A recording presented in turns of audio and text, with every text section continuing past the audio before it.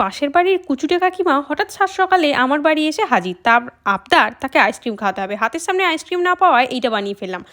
ময়দাটাকে বেলে নিয়ে তার মধ্যে সেদ্ধ করা আলুর মধ্যে নুন, লঙ্কা, চিলি ফ্লেক্স, মধু, লেবুর রস, চিজ দিয়ে ভালো করে পুর মেখে তার মধ্যে ঢুকিয়ে দিলাম। ব্যাস এবার কি করলাম, একটা আইসক্রিমের কাঠি ভেঙে নিয়ে তার পেছনে গুঁজে দিলাম। ব্যাস গরম গরম তেলে ছেড়ে দিলাম আর ভালো করে ভেজে নিলাম।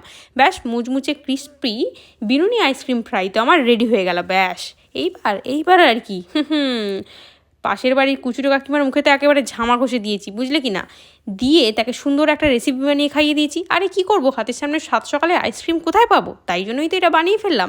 আইসক্রিম ফ্রাই মানে বিনুনি আইসক্রিম ফ্রাই। তোমরাও কিন্তু ট্রাই করো আর জানিও কেমন হয়েছিল। খুব সহজ আর খেতেও খুব ভালো, দারুণ হয়েছিল। ব্যাস কুচুরো কাকিমা তো মুখ লুকিয়ে একদম পালিয়ে গেল, আর যাওয়ার আগে বলে গেল এক পিস কি পাওয়া যাবে ওনার কুচুরে ছেলের জন্য। আমি বললাম একদম নয়, আপনি নিজে খেয়েছেন, এই ভালো, আসুন এবার।